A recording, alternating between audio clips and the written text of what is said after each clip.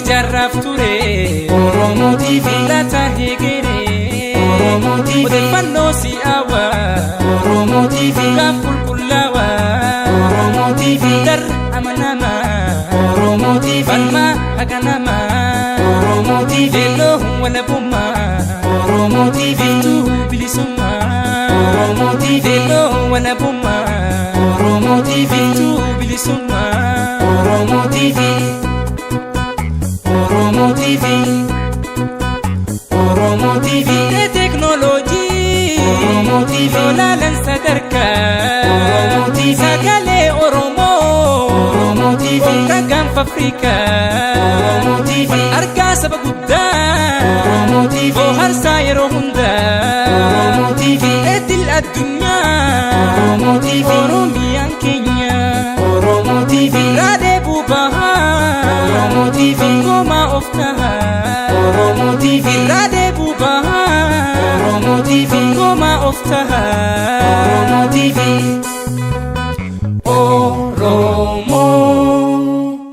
Oromo TV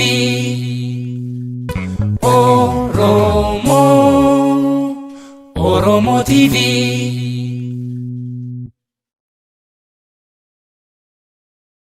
Televiziyoonota Oromoo walabaalee biyyoota alaatti dhalatan keessa hangaftichi Oromoo TV ta'uu mamiin hin jiru.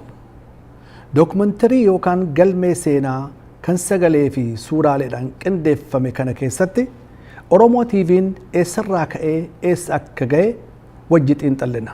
Kabajooma namoonni asitti argamtan hundinuu TV Oromoodhaa yaadannoo isaa kan marsaa lammaffaadhaa. TV'n Oromoo kuni wanni inni bu'aa ummata keenyaaf qabu waan baay'eedha jechuun waan hangana jaamee himamaatii miti dura sabni mi'aa isaa beekuudha. TV'n kuni bara 2000 keessatti ji'a jahaffaadha guyyaa 29 baname. Yeroon inni banamuu akkuma saboota biraa baqattoota biraa kan arma keessa jiranitti TV'n kun banamuudhaan dura isa Oromia music jechuudhaan baname. Eegana ammoo jijjiiramee TV'n kuni bara 2001 Januwarii guyyaa jahaffaati Oromo TV jechuudhaan waa'ee adda addaa irraa dabarsuudhaan oduu biyya keessaatii fi tan biyya teenyaa rakkina jiruu fi akkasumatti waa'ee community jechuun hawaasa Oromoodhaa irraa dabarsuu jalqaban jechuu. Dhugaadha.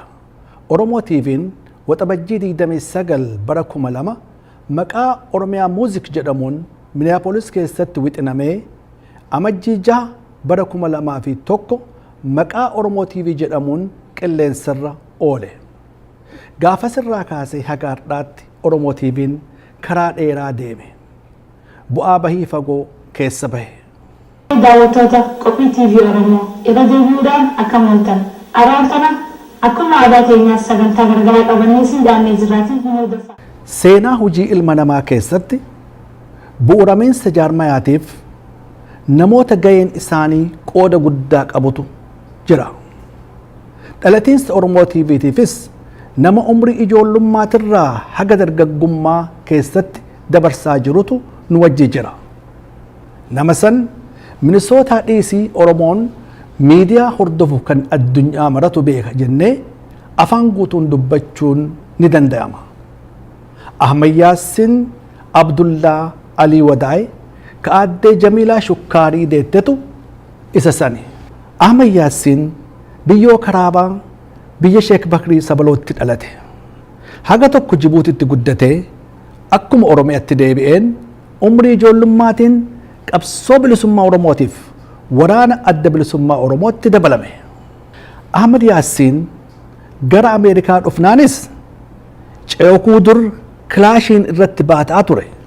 Kaameraa TV'tiif qopheessee qalbii guutuun Oromoo TV'tti harka marate. Achumaan qabsoo adda bilisummaa Oromootiin hoogganamtu ta umrii ijoollummaatiin onnee isaa seente wajjin alaabaa uffatee hawaasa tajaajiluu eegale. Oromoo TV'n suuta suutaan hojii nam tokkoo irraa gara dhaabbata jaarmayaatti ol guddatuudhaan Minisootaa keessatti qophiin inni irraa qooda hin fudhatin ni takkata. Sanbiraayyuu dabree ardii Afrikaa, Awurooppaa fi Awustiraaliyaallee dhaqee sagantaalee hedduu hojjete. Akkuma fakkeenya ta'uuf mee haguma tokko wajjin haa laallu.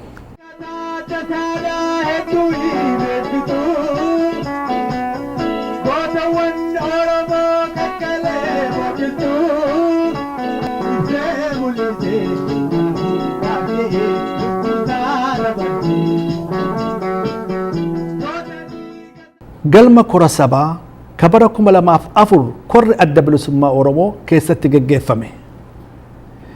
Ka galma wajjin mul'atu hayya durii adda bilisummaa Oromoo obbo Daawud Ibsaati. Oromoo TV'n biyya korri itti geggeeffamte san dhaqee waraabee dabarsee galmee seenaa ta'eefis jabeessee kaa'e. Hirmaattonni kora saba adda bilisummaa Oromoo kabara 2004 kunoo kanneen turan.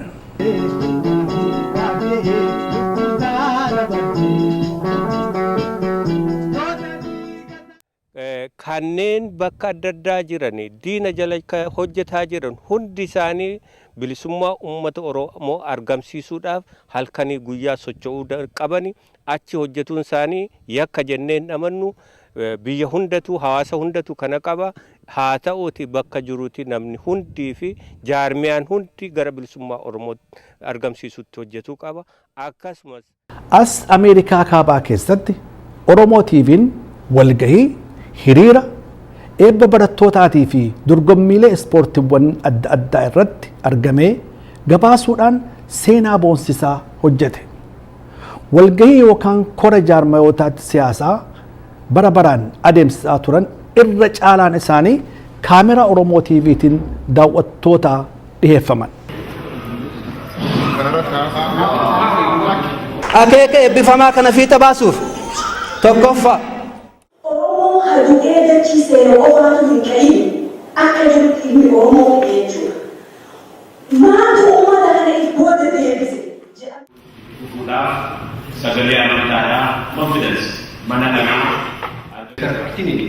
Balleessuu danda'a. Yookiin immoo namni sirrii ta'ee yoo inni deemu namni kan biraa dhaguu godha jechuu danda'a.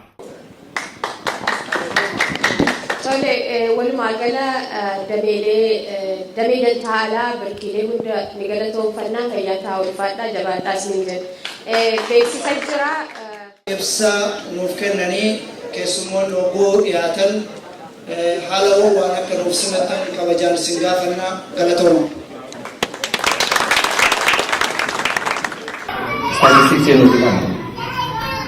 Bajeta biyya sanitti bahu mootummaan hundinuu bajeta qaba uummataaf qooda bajanne kaan addamtinne isa tokko jabaadhu falmadhu finfinnee irra duuna malee gadinnis nu mul'en irra duuna malee gadinnis nu mul'en. Oromoo TV'n walgahii waldeenni qorannoo Oromoo bara baraan adeemsisu biyyoota mara keessatti hordofee gabaasaa ture. Ka argitan kun kan bara 2013 magaalaa Waashingtan keessatti gaggeeffame. Bakka jirtanitti kan nu hordofaatti jirtan hordoftoota Oromoo TV yeroo amma as University Howard keessatti argamna. Akkasuma ilma ishee waliin Oromoomtee neutralization fudhatteetu abbaadha barcumaa taatee jirti isheenillee kan ishee maqaan jiituu yoo jedhan kan ilma ishee ammoo roobaa jedhanii moggaasanii jirani. Kun kan isinii darbaatti jiru as magaalaa Washington DC University Howard keessa waldaan qorannoo Oromoo sagantaasaa kan bara kana jechuunis kan bara 2013 kanumaan raawwatee jira. Bara eger walitti haa deebinu kun kan magaalaa Washington DC keessa isiniif darbaatti jiru TV Oromooti. Abdii Fiixee magaalaa Washington DC irraa. Artistoonni Oromoo kanneen ogummaa garaagaraa qaban as Minisootaa keessatti walitti dhufanii gamtaa tokko ijaaratanii turan.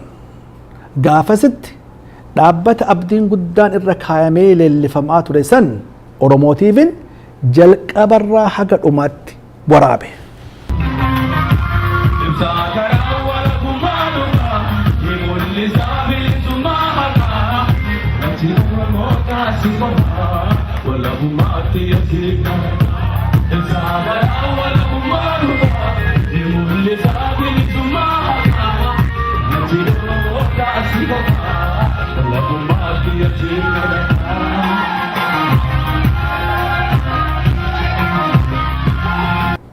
Minisootaa fi naannoowwan biraa keessatti illee sirni eebbifama barattootaa erga baratamaa dhufee as Oromoo TV'n seenaaf galmeessee kaa'uu hin dhiifne. Ameerikaa keessaa kan Minisootaa, Awustiraaliyaa keessaa immoo kan Melbourne kunoo kana fakkaatan. Maqaan kun Faatumaa Isaan jedhama. Saansinee maqaa qopheessitoota TV Oromootiin irraan turan argamnee jirra.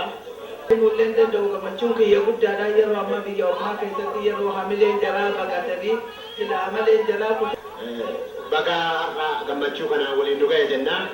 Isinoo akka abbaa ijoollee Oromoo kanaatitti maaltu asin fide sababni asin fide maali? Ijoollee Oromoo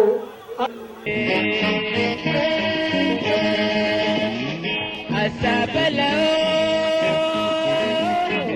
Guramala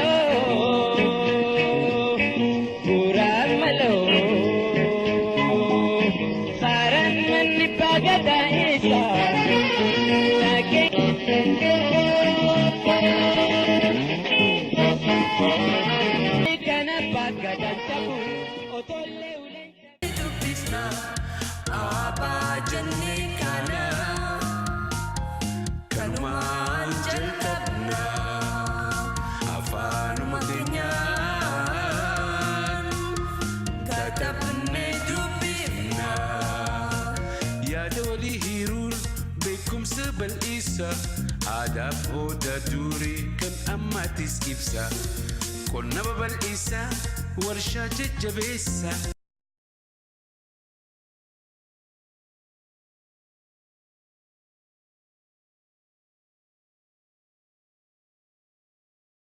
Baga nagaan dhuftanii galgala barattoota Oromoo itti eebbifaman bara 2010.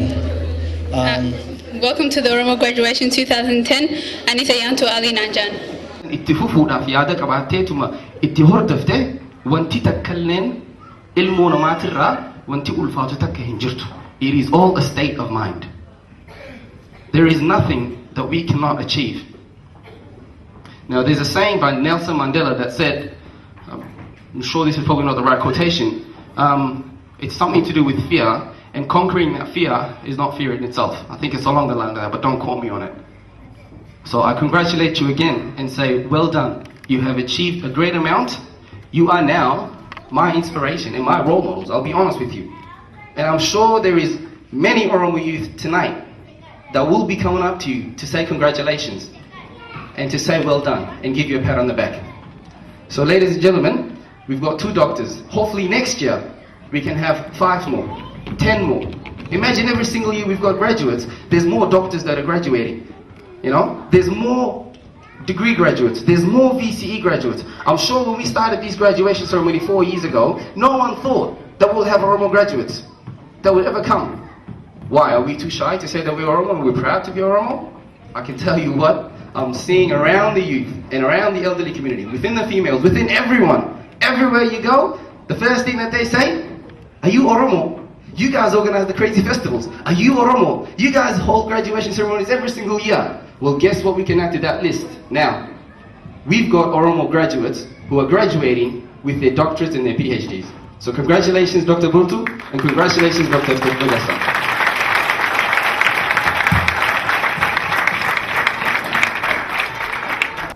Waldorgommii ispoortii kanneen USA fi Awustiraaliyaa keessatti adeemsifamanillee duukaa bu'ee waraabee sabaa himni gabaase akka Oromoo TV tokkollee hin turre. Inumaa barana as Minisootaa keessatti osoo taphni sun deemaa jiru addunyaa guutuu daawwachiisee akka uummanni heddullee qalbii irra kaa'ee abdatu ilaalcha isaanii hawate Oromoo TV'n.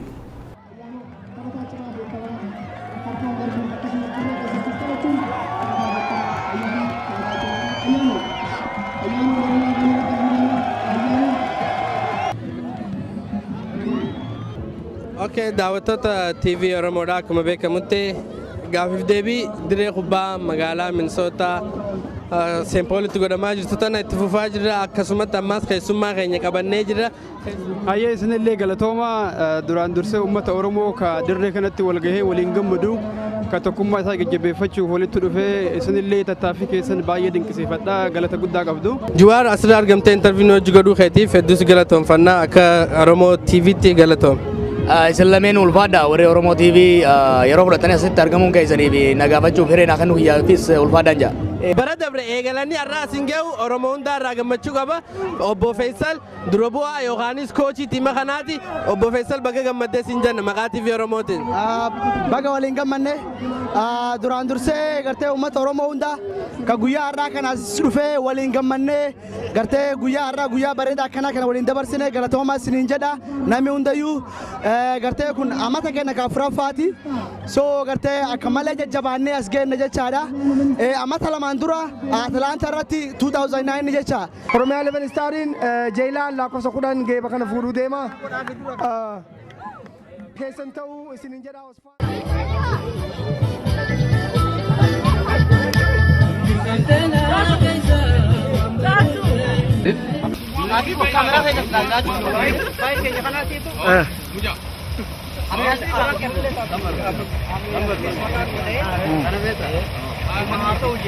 Akkasii? Taatoo, sittoo, amataadhaan tokko baatoo. Hin beekne jedhan. Gaarii ma.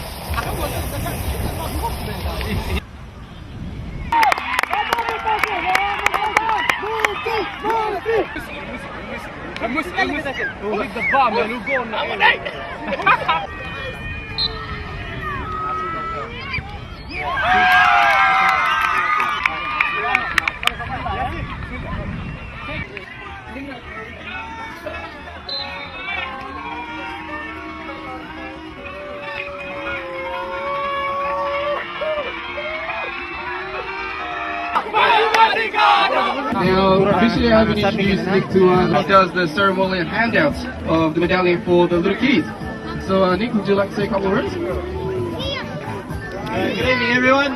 First of all, can I congratulate the two teams that played. They did a fantastic job, so it was an entertaining match.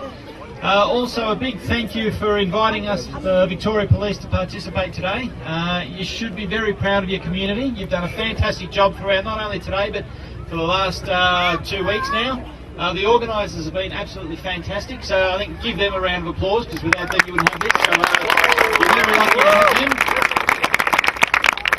And I think it's been Tapha kubbaa miilaa biratti dorgommii ispoortii fiigichaa ka Oromoo TV'n waraabee dabarsaa ture keessaa tokko ka Oliiqaa Faawundeeshin bara 2007 as Minisootaa keessatti qopheessa ture.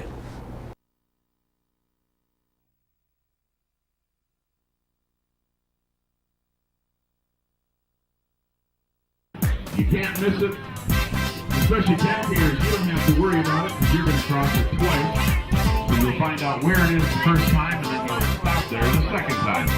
How tough is that? Well, 5 tiers will be a little harder for you, but I tell you what, I saw them putting up a balloon arch. You won't miss it. Well, I wish everyone a fast, fun, and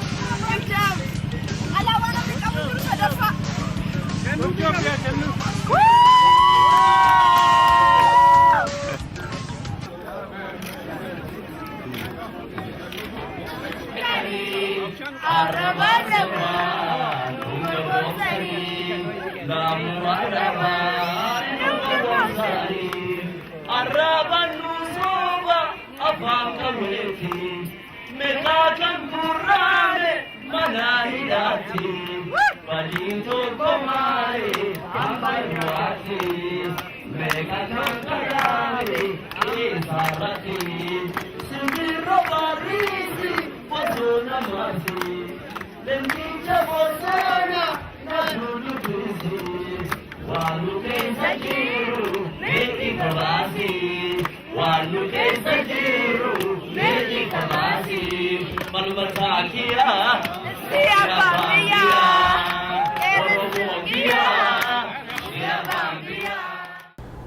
Kora gareewwan amantiitii fi sirna ayyaanota iidaa kan magaalaalee lakkuu keessatti ta'an hedduu Oromoo TV'n gabaasee ture. Bakki arra jirru kun hawaasni keenya kan muslimaa kan Oromoo kan biyya Oromiyaa irraa dhufe magaalaa lakkuu adda addaa irraa dhufanii biyya tanatti salaata iidaa bara 2012 salaatuun isaanii yeroo duraatiif dirree iidaa keessa salaatuun biyya Ameerikaa magaalaa Minnesota keessatti yeroo tokkoffaatti jechuudha gammachuudha alhamdulillah galata rabbii galchuudha inshallah ta'ala. Lakki yaabboleessoo amriin karaa kamuu yoonni fedhe malee sirratti hin argamu maaluu yoo hojjetee rabbiin komatamu wanti inni hojjetee dhiqqoodhan jedhamu beekumsaan hojjetaa maleen ajajamu beekaa of gahaadhaa waa isatti himu hakiimun aliimun jalla subhaanii khitaamanuu tuljiinuu kenni imaaniin jedhan jazaakalla. Yeroo duraatiif akkanatti iida waliin godhaa jiran gammachuudha inshallah ta'ala gaa asumarratti israa gabaabsaa yeroo bakkituun guutamtee walitti deebinaa turtii gaarii tura isiniin jaa wassalaamu alaikum wa rahmatullahi wa barakatuh. Allahu akbar Allahu akbar Allahu akbar la ilaha illallah Allahu akbar Allahu akbar walillahil hamd Allahu akbar Allahu akbar Allahu akbar لا إله إلا الله. الحمد لله رب العالمين الصلاة والسلام على رسول الله صلى الله عليه وسلم. جزاكم الله خيرا. تيفين قبي أفان أورومي فاتين دبرسو أكما بيكم برقا ميديا جتشون burqaa namni marraja soba dhugaa fakkeessee dhugaa soba fakkeessu miidiyaa jechuun akkuma beekamu addunyaa irratti kijiba dhugaa fakkeesseeti dhugaa kijiba fakkeessa kana keessaa namoo TV'n afaan Oromootiin qophii hangisuun dabarfattu dhugaa irratti hundooftee kana gartee hayyuu beekaa keenya beekaa qabna hayyuu qabna doktorran qabna barataa qabna barsiiftuu qabna akkasittiin hawaasa dhiiraaf dubartii akkasiin hirmaachiftee gara fuulduraatti achirratti hojjetu achirratti hoogganu Ahmed Yaasin irra caalaan aboo namuma tokko hawaasa as keessaan hawaasa keenyaaf waa ergaa tokko dabarsu jedhee yeroo hunda isaa dhaammatuun hin dhagaha itti gaafatamummaan hawaasa magaalaa kana jirurra jirti jechuudha. Saniif jecha akka namuu irratti hirmaatu. Miidiyaan beekaa barbaada. Miidiyaan hayyuu barbaada. Namni dhaggeeffataan uummanni keenya akka waan beekumsa quufeetti hin jiru dhageenye barbaada. Dudduuba dhaabbachuu barbaada. Jajjabeessuu barbaada. Kanaa jecha namni tokko bakka keessaa waammatu argatee waan nama waammatu dhabuun khasaaraadha. Sanii jecha akka waan agartanii baharii beekaa waan qabnuuf jecha baharii sana keessa akka namu qoodarraa hirmaatuun hawaasa keenya gaafadha. إلا الله وحده صدق وعده ونصر عبده وأعز جنده وهزم الأحزاب وحده لا إله إلا الله الله أكبر الله أكبر ولله الحمد. Hojiiwwan Oromoo TV'n hojjete kan magaalaalee qofa keessatti daangeffamanii miti. Yeroo adda addaatti tarkaanfii murannoon guutame fudhatuudhaan kilaashiin fannifatee harkatti kaameraa qabatee bu'uursaan Oromoo TV Ahmed Yaasin biyyoota Afrikaatti imale. Achiin dirree qabsoo seenee seenaa yoomuu hin irraanfatamne galmeesse. Waraabbii bara sanii keessaa dhadhabumaaf kunoo ija keessaniin daawwadha. Ani bara 1976 jechuudha waan qabsoodhaa kanaaf walumaa galatti Oromummaa irratti jaallan silaa nu dursan yookaan umriidhaan na dura ta'an yeroo sanitti ani ijoolleedha. Yeroo san keessatti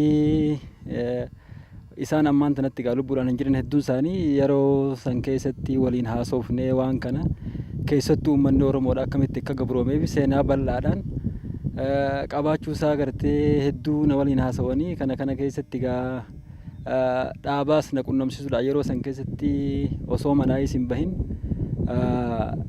qabsoo hidhannoodha jaallan eegaluudhaaf dirretti bahan bifa dhoksaatiin nu qunnamsiisan yeroo sanitti gaa waan tokko hojjechuu jalqabnee ijoollummaa yeroo san keessatti boodarra immoo gaa qaamaa nutti bahuudhaan bara 1977tti leenjifamee qabsoo hidhannoo bilisummaa Oromootti dabalamuu danda'e jechuu sirnaan.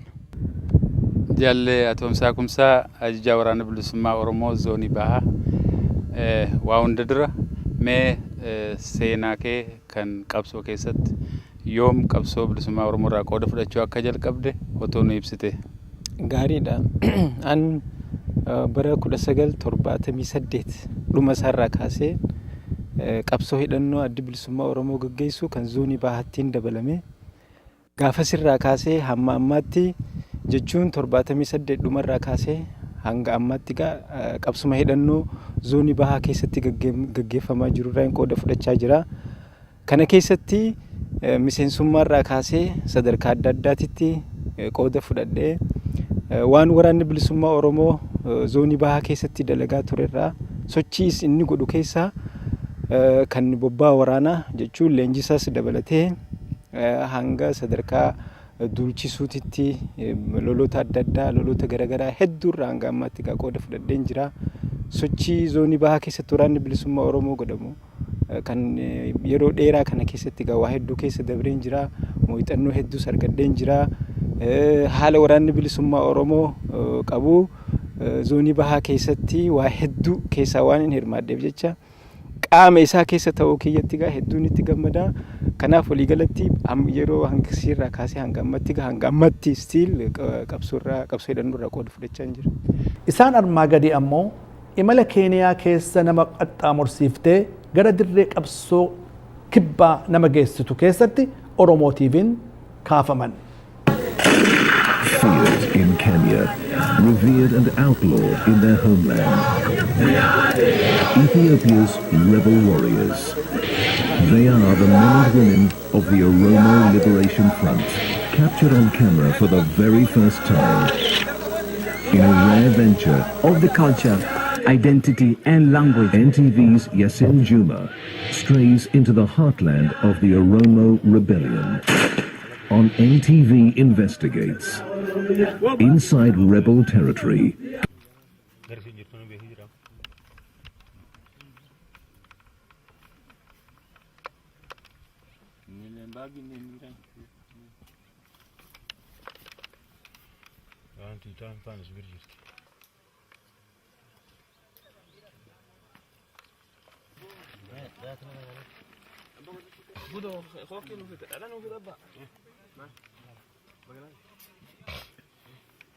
Mera nanja tafa. Dada zaiti.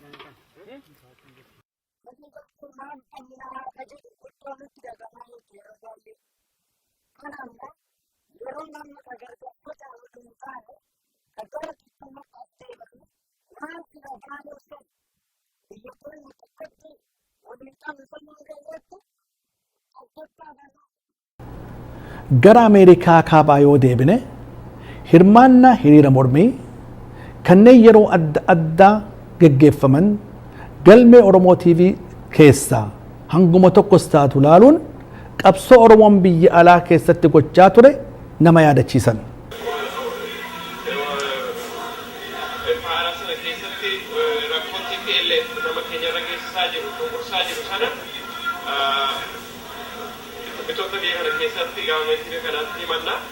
Isaan immoo dabarsanii waan hojjetamuu jiru waan godhamuu jiru irratti waan nu gargaaran fakkaata. Maqaan biyya Noorteen Naanjaa. Naannoo inni duraan deemnu Toronto. Toronto Kaanadaa. Chief of Authority Taniga. Maaliif guyyaa isaa maaliif as ol geesse?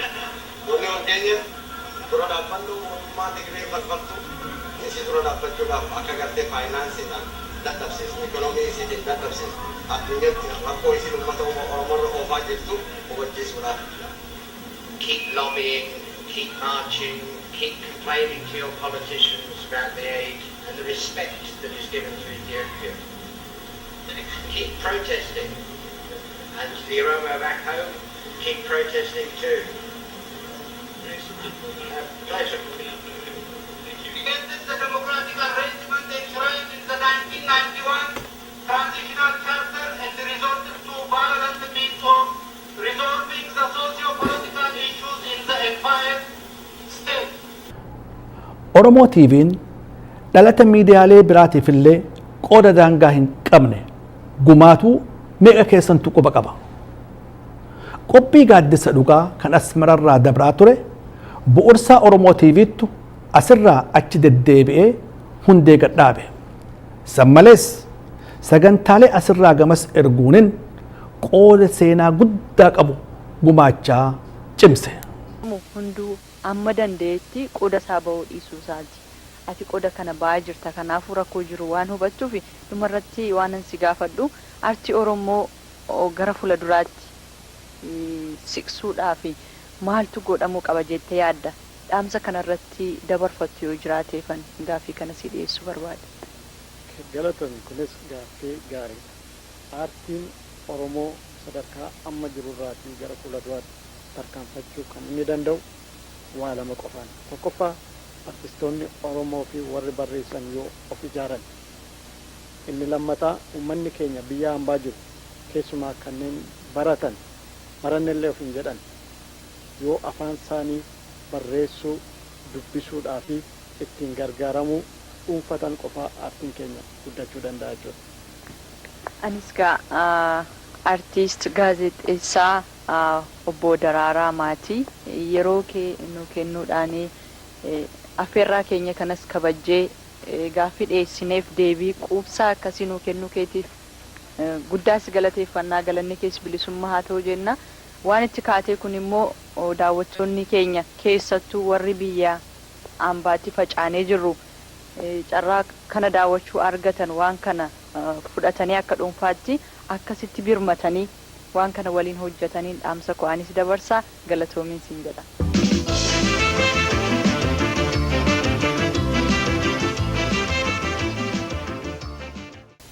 Daawwattoota keenya qophii gaaddisa dhugaa muddee 22 barkuma 2006 xumurreerra. Qophii gaaddisa dhugaa irratti yaadanuu laattanii fi qeeqanuu dhiheessaa turtan kunoo waggaa tokko guutuuf torbanoota muraasatu nu hafa. Karaa hundayyuu warra nu waliin jirtan hundaa galateeffachuu barbaanna. Bara 2007 simachuufis garanumaan qophii gochaa jirra. Jabaadhaatii nu jabeessaa jennee dhaamna. Warra yaadanuu kennuu barbaadaniif teessoo keenya isin dhaamna jedhaatii nu kataba. Daawwattoota keenya sagantaa torbanitti hanga walitti deebinutti baallama qabachaa barri haaraan 2007 bara qabsoon cunqurfamtoota itti jabaatee galma isaa ga'uu haa ta'u jecha nagaan bula. TV Oromiyaa kan magaalaa Torontoo gama teeknikaatiin tumsaa fi gargaarsa Oromoo TV'n gochaa fi ture gaazexeessaan sabaa hima walabasanii Yuusuf Sayyoo kunoo akkanatti ibse. Qophii teenya haala gabrarra miidheessine fuuldura akka addaan hin cinnetti qilleensa irra dabarsuudhaaf akka marxifannu nu godhee jira. Galatoomaa isiniin jenna. Kanumaa walitti qabne qopheessaa fi qindeessaa TV Oromoo magaalaa Minneapolis obbo Ahmed Yaasiin Alitiis galata guddaa qabnaaf. Yeroo rakkinoota adda addaa qabnu keessatti magaalaa Minneapolis irraa ka'ee dhufee asitti nu cinatti argame. Dandeettii teeknikaatii fi karaa adda addaatiin nu gargaaruu isaatiif gargaarsi inni nu godheessi sadarkaa olaanaa dubbatama. Galatooma jennaan obbo Ahmed Yaasiin. Oromoo TV'n baatiiwwan 9 guutuu if qusannaa takka malee imala Oromoo First jedhamu milkeessuuf kutaalee Ameerikaatii fi magaalaalee Kanadaa fi Awurooppaa keessa labee Oromia Media Network OMN akka miilaan lafatti gad dhaabatu gargaare. Qooda guddaa inni gumaache kana hogganootiin dhaabasanillee kunoo akkanatti dubbataa turan. Yoo olaantummaa wayyaaneen gama qawweetiin gootellee qabdu sanillee cabsuu ka dadhabnu taate warri biyya alaa jirru kun sanumallee yoo ka dadhabnu taate olaantummaa naftanyaan gama miidiyaatiin nurra uummatte kana irra aanuu qabna jenneeti xiiqidhaan itti seenne jechuudha.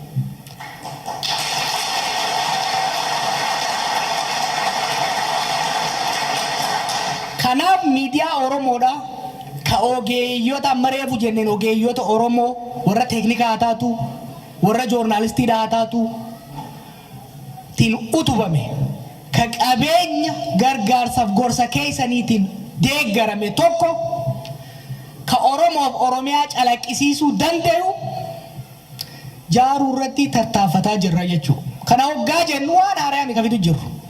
Gurbaan kun ol ka'i ammayyaasiin janiin. Ammayyaasiin kun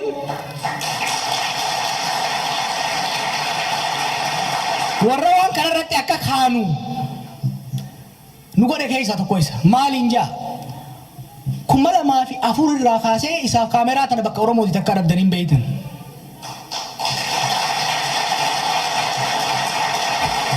Bakka hundanuma waraabaa jechuun maali boo gurbaan kun maaliif waraabaa oole jennaan gaaf tokko waa taatii jee.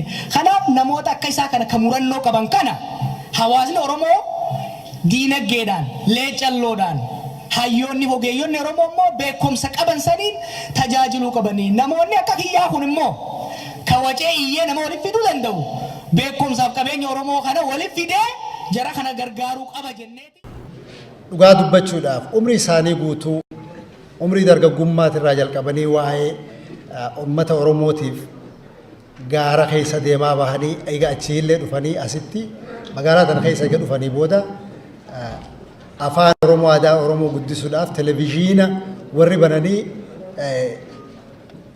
isin waarsaa jiran ergaa isinii dabarsaa jiran akka jirtan ni beeytanii leenca keenya kasodaan beey ka ifittummaallee hin qabne umrii ijoollummaa isaatirraa jalqabee qabsoo Oromootiif oliif gad deemaa ega turee booda ega Noorz Ameerikaa dhufees qabsoo Oromoodhaa itti fufaa ka jiru miidiyaa Oromiyaa miidiyaa neetworkii kanaas Oromoo First Movementis gaafa dura jalqabame irraa jalqabee guyyaa takka osoo addaan hin dhaabbatin gargaarsa ka godhaa jiru obboleessa keenya lammii Oromiyaa Alii.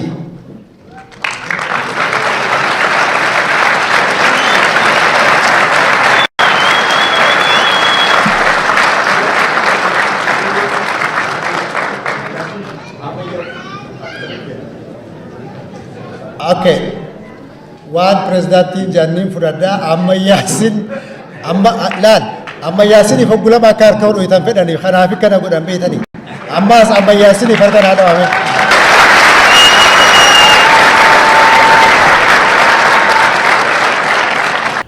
Waggaa 15 guutuu itti baasii yookaan kaffaltii takka malee hawaasa tajaajiluun wareegama guddaa nama gaafata.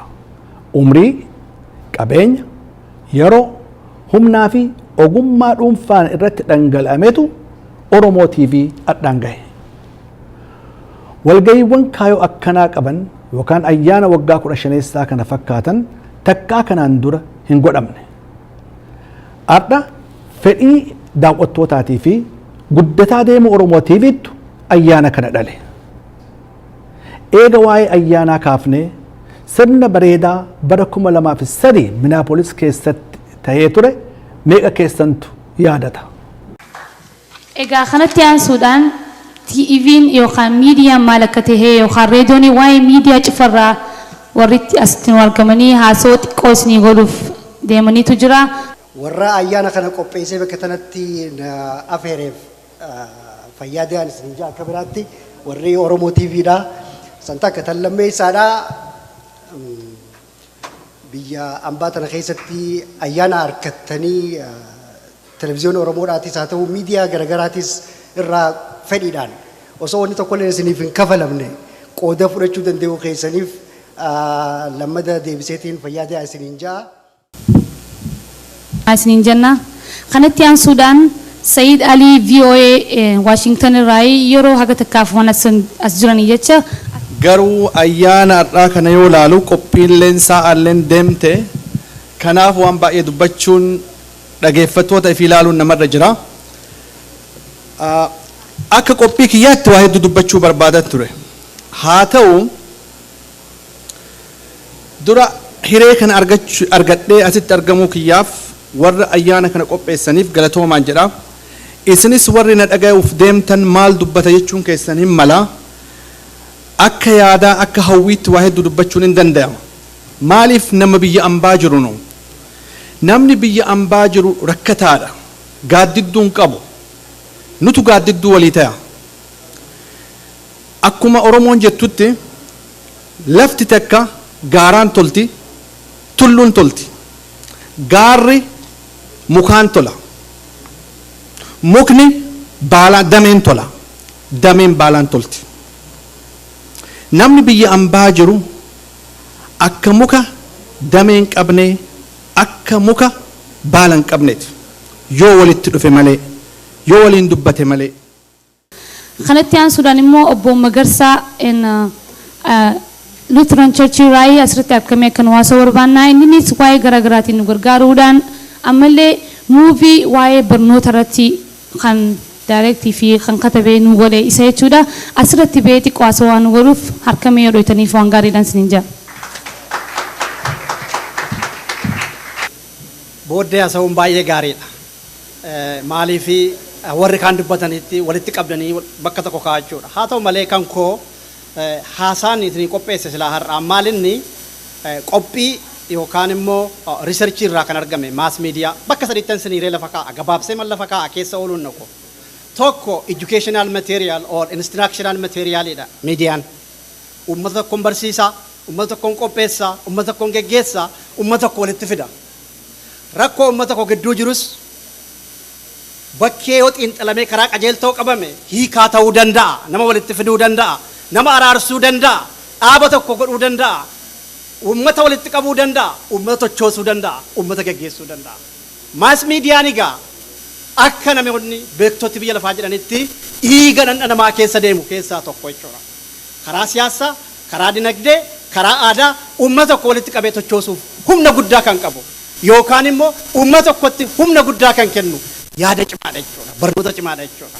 barnooti kun kan biyya lafaas ta'uu danda'a kan sammuu ta'uu danda'a kan yaadaas ta'uu danda'a kan guddinaas ta'uu danda'a kan nama ijaaruudha keessattiyyuu erga akka ta'e immoo oromoodhaaf maal uummata garbummaa jala jiruu fi uummata garbummaa keessaa bahuu fi karaan itti sammuu isaa qaratu yaada isaa lafa kaawwatu xiinxalee maaltu akka isa baasu waan tokko qopheeffatee karaan itti lafa kaawwatu kan gargaaru maas miidiyaadha jechuudha maas miidiyaan akka gaariitti yoo qabame uummata tokkoo fi karaadha karaa qajeeltoo yookaan daandii galma qabsootiin bilisummaa oromootiin nu ga'u jennee amanna kanaatiif ijoollota kana fakkeenyaaf akka Ahimad Yaasiin faa kana gruupii kanaan deemu kana bira dhaabachuun baay'ee gaariidha ji'a sadan darbe kana wasaanii jiru jechaan ture hammam akka isaan dadhaban hammam akka isaan uummata kanaaf yaadan hammam akka isaan yeroo isaanii balleessan baay'ee natti dhaga'ame kanaaf anarraa yeroo koo dhiisee hirriba koo dhiisee addana taa'ee dhumaatti eege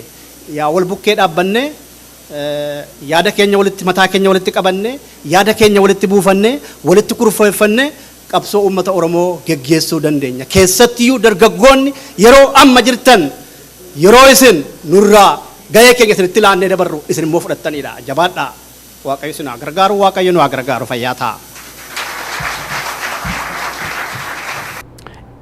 Dhugaadha akkuma bara 2003 san ardhallee barbaachisummaan miidiyaa waan wal nama gaafachiisuu miti. Oromoo TV'n adeemsa isaa keessatti namoota hedduu yeroo adda addaa hirmaachise. Isaan keessaa hanguma tokko yaadannoo seenaa akka ta'uuf dhiheessina.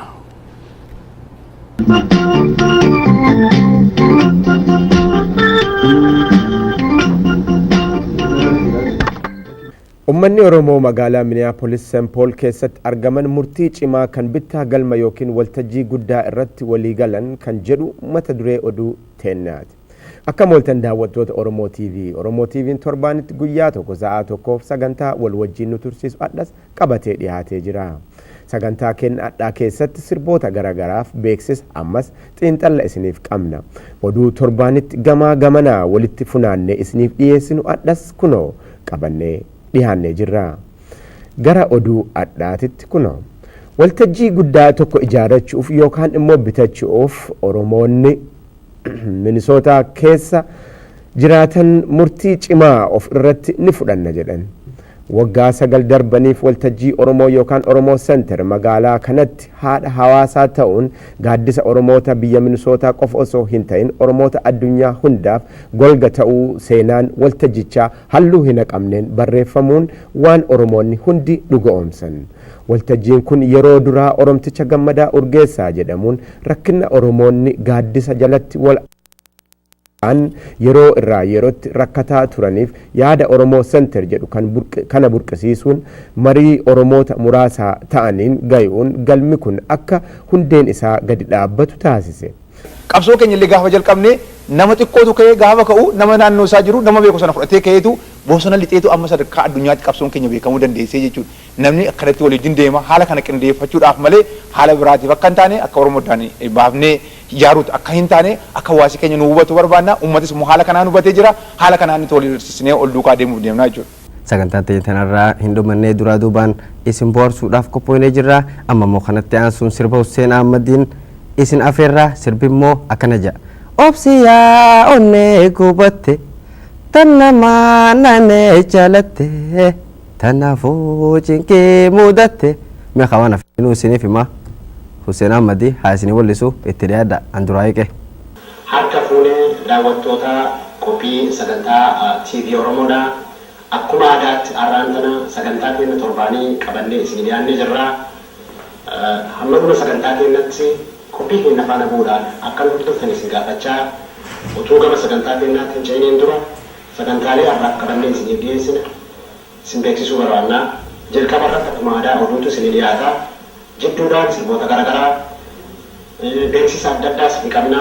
Walumaa galatti xalayaa barreeffattoota dhaggeeffattoota keenya irraa nu rakkanis isin dhageessisuuf jiraanna.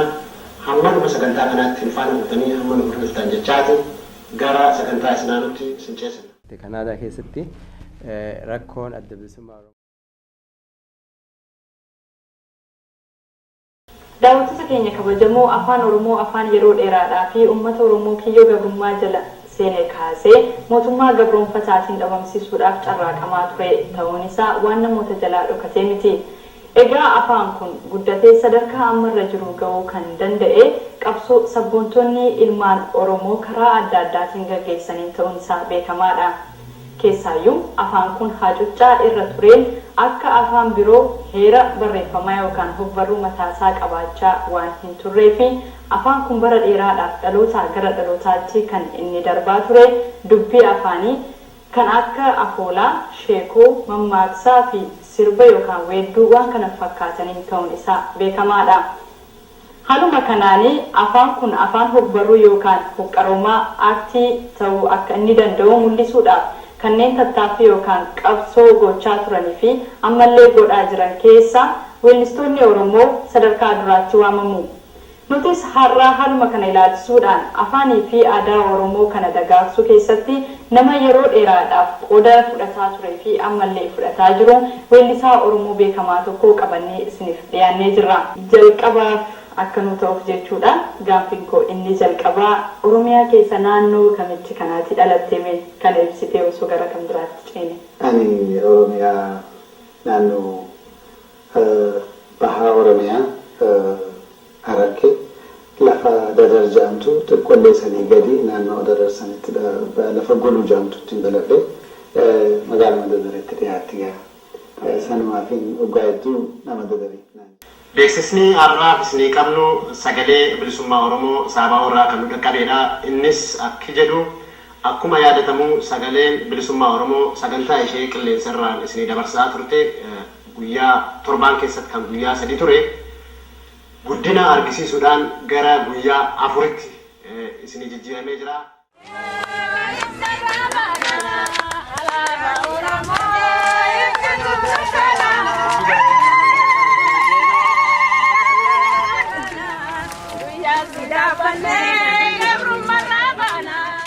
Oromoo irratti oofaa jirtu irraa akka dhaabbatu jechuudhaan hiriira bal'aa bahanii oolan. Hiriira kanaan sagantaan har'a isinii qabnu hiriira nagayaa kan barattoonni Oromoo biyya keessaa godhanii fi akkasumatti hiriira nagayaa magaalaa lakkuu tanatti godhamerraa fi akkasumatti sirbitoota adda addaatiin jidduutti isin gammachiisuuf qophoonee jirra. Ka daawwattan kun martinuu galmee seenaati. Meeqa keessantu kana walitti kuufatee manaa qaba. Dargaggootaa fi shamarran waggoota 15 dura televiziyoona kana tajaajilaa turan irra caalaan isaanii amma abbootii yookaan hawwata warraati. Gara biraatiin wayitaadha ayyaana waggaa 15 kana kabajnutti dargaggoota Oromoo TV guddisuuf qooda guddaa osoo gumaatan addunyaa tanarraa godaanan yaadatuun dirqama lammummaati. Hamzaa Baashaa jalqabumarraa kaasee nama Oromoo TV jiraachisuudhaaf qooda guddaa gumaate. Istiidiyoo har'atti hojjetaa jirru kana isatu nuuf argamsiise. Oromoo TV'n gara Asmaraa deemee akka koda sabaa gabaasullee horii isaatiin kaasetoota viidiyoo 25 kan yoositti gatii guddaa baasisu isatu bitee gumaache. Saalaa Galmoo sirbi Oromoo ka sagantaa televizyoonaatiif oolfamu bara yuutuubiif viidiyoon qophaa'ee hin jirre sanitti istiidiyoo dhufee osoma sagantaan sun daawwatamaa jiru wallisaadhaa gitaara isaatiin daawwattoota bohaarsaa ture. Hasan Dheereen piroodiisaraa fi sabboonaa cimaa hawaasa keessa deemee hariiroo fi meeshaalee Oromoo TV'tiif barbaachisan nama qopheessaa ture. Uummata Oromoo qabsoon takka jalqabuuf nama dhibdi malee itti fufuun hin dhibdu bal'ataa jirti. Qabsoon heddummaataa jirti amma waan duraarra fuula duraa irraa uummanni Oromoo amma dhaaba kana odoo hin jenne yeroo ammaati fuula tokkoon diina isaa jilbiifatee morma ta'anii jiru. Sayyid Adam Muhammad gargaaraa kaameramaan ta'uu bira dabree diraamaa qopheessee hifannoo takka malee nama akka jabaan tajaajila kennaa ture. Isaan maraafuu Rabbiin haa araaramu. Dhugaadha du'arraa hin oolan. Nulleen haga guyyaan sun dhufutti hawaasa miidiyaaf dheebuu qabu kana haga dandeenyen tajaajiluudhaaf waadaa kaleessaa irra deebinee haaromsifna. Oromoo TV'n fedhii daawwattoota isaa quubsuudhaaf meeshaalee fi humna namaa isa barbaachisa. Yeroo ammaa kanatti sagantaaleen isaa humna namoota 4 kakaffaltii malee tolaan hojjetaniin qopheeffaman. Amma achi imaammanni Oromoo TV ajjechaa fi gadadoo kabalamiinsaa fi dhiitichoo Oromoo irra geeffamu dhiyeessuu qofa irratti kadaangeffamuu miti. Uummanni akka mirga isaa tikfatu dammaysuu fi barsiisuudhaaf ilaalcha duraa kenna Oromoo TV'n. Qophiiwwan jajjaboo akkasii hawaasota Oromoo kanneen fagoo jiran dhaqqabsiisuudhaaf satalaayitii qabaachuu barbaachisa. Namoonni hammi xiqqaan tokko wareegama barbaachisu baasanii Oromoo TV kunoo bakka kanaan isinii gayan. Sabaa himaa walaba kana umrii dheeressuu fi guddisuun harka ummataa keessa jira. Kanaaf ayyaana waggaa 15 irratti affeeramtan. Oromoo TV gargaaraa, humneessaa, guddisaa, satalaayitii irra ol baasaa. Hirmaannaa keessaniif galatoomaa horaa bulaa.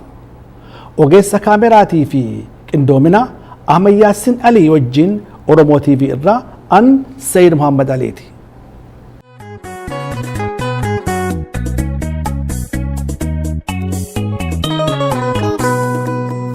Oromoo TV akeeka hayyoota Oromoo TV galfata dhaloota Oromoo TV hawwii jarraaf ture Oromoo TV laata heegere Oromoo TV odeeffannoo si'aawa Oromoo TV gaaf qulqullaawa Oromoo TV dar amanama Oromoo TV falma haganama Oromoo TV leelloo walabummaa Oromoo TV tu bilisummaa Oromoo TV leelloo walabummaa Oromoo TV tu bilisummaa Oromoo TV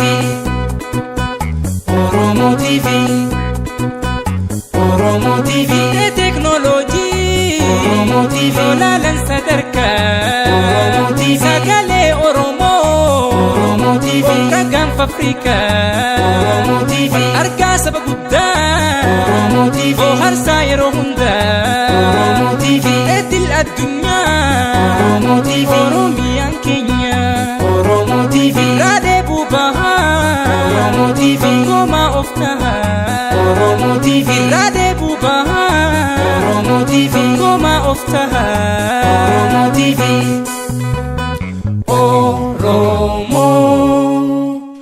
Oromoo TV Oromoo Oromo TV.